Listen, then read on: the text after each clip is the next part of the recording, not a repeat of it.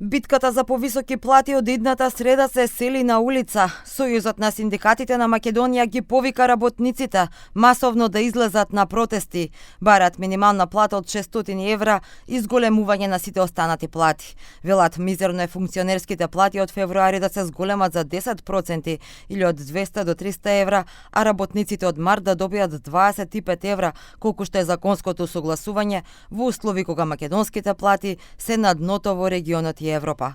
Протестот ќе започне на 28 јануари во 17 часот пред зградата на ССМ, ќе продолжи пред Собранието, Стопанската комора и ќе заврши пред владата. Да им кажеме дека доста е и дека претераа и дека тоа што им го прават на работниците и тоа што душата им ја вадат за да возат еден джип повеќе и да имаат еден стан повеќе и една вила повеќе, веќе е нечовечки.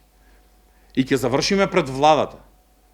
Истата влада која година и пол ги изми раците од работниците.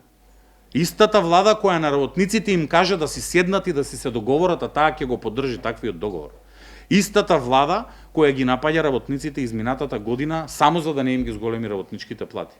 Власта одбива да ја зголеми минималната плата во време кога прагот на сиромаштијата во Македонија е 31.200 денари, а 33% од 540.000 работници живеат со плата под прагот на сиромаштијата, одат на работа, а се сиромашни, рече Трендафилов. Рече дека протестот е само првиот чекор, доколку се нема слух за нивните барања, не се исклучува и генерален штрајк во приватниот и јавниот сектор. Продолжуваме со таргетирани блокади на одредени институции, на одредени локации, за да се почувствуваат и тие како и ние.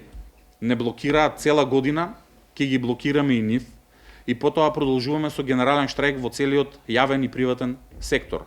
И во Македонија, како што најчесто милуваат да ни кажат, синдикатите ќе ги повикаат сите работници да им се придружат на 24-часовен генерален штрајк.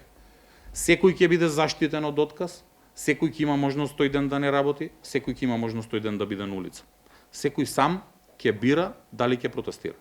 А најави собирање на 10.000 потписи со што ќе бидат овластен предлагач на закони и ќе побараат намалување на функционерските плати за 78% и зголемување на работничките плати за 600 евра минимална плата и за разликата од зголемување на сите останати плати. Трендафилов побара поддршка од сите работници. Рече дека со седењето дома се поддржува политиката на ниски плати, мизерни примања и тежок работнички живот, додека трошоците растат. За еден месец, рече се, за 1000 денари пораснала синдикалната минимална кошничка.